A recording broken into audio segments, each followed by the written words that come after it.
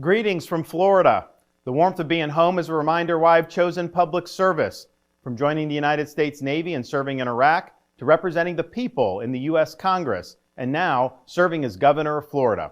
And it reminds me why I decided to run for president, to fight for those who've been forgotten in this country.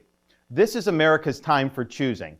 We can choose to allow a border invasion, or we can choose to stop it.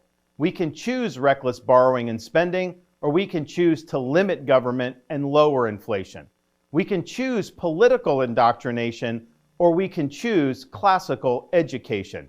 These choices are symptoms of the underlying struggle to ensure that constitutional government can endure and that Western civilization can survive.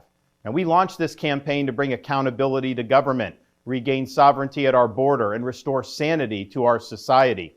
We cannot succeed as a country if we allow our nation to be invaded, our currency to be debased, our cities to crumble, and our kids to be indoctrinated.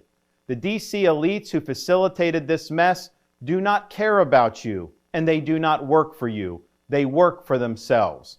They seek to accumulate power at your expense to pursue an agenda that is harmful to the American people. Citizens do not serve politicians. It is the duty of politicians to serve you.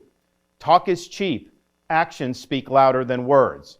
Reversing the decline of this nation requires leadership that delivers big results for the people we are elected to serve. I have a record of leading with conviction, championing an agenda marked by bold colors, delivering on my promises, and defeating the people who are responsible for our nation's decline. That is the type of leadership we need for all of America. Now, over the past many months, Casey and I have traveled across the country to deliver a message of hope that decline is a choice and that we can, in fact, succeed again as a nation. Nobody worked harder, and we left it all out on the field. Now, following our second place finish in Iowa, we've prayed and deliberated on the way forward. If there was anything I could do to produce a favorable outcome, more campaign stops, more interviews, I would do it. But I can't ask our supporters to volunteer their time and donate their resources if we don't have a clear path to victory. Accordingly, I am today suspending my campaign. I'm proud to have delivered on 100% of my promises, and I will not stop now. It's clear to me that a majority of Republican primary voters want to give Donald Trump another chance. They watch his presidency get stymied by relentless resistance, and they see Democrats using lawfare this day to attack him. Well, I've had disagreements with Donald Trump, such as on the coronavirus pandemic and his elevation of Anthony Fauci. Trump is superior to the current incumbent, Joe Biden. That is clear.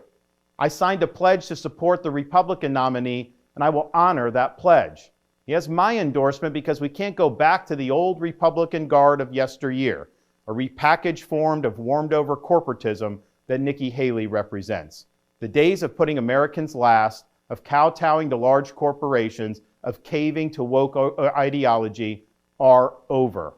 I thank all of our passionate supporters who have stood by us through it all. That we had people volunteer to come to Iowa in the middle of a blizzard to knock on doors and make phone calls touched us dearly. No candidate had more thrown at him, but no candidate had so many committed volunteers and staff. Finally, I want to thank my wife, Casey, and our kids, Madison, Mason, and Mamie. Casey's gone far above and beyond in her support for our campaign and for our cause. She's not only a great wife and mother, she's a great American who cares deeply about the future of the country that our kids will inherit. Our kids have seen and done a lot on the trail, from playing on the famed Field of Dreams baseball site in Iowa to making their first snowman in New Hampshire. They are one of the reasons we fight so hard for what we believe in.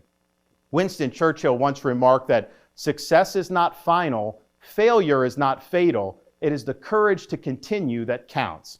While this campaign has ended, the mission continues. Down here in Florida, we will continue to show the country how to lead. Thank you, and God bless.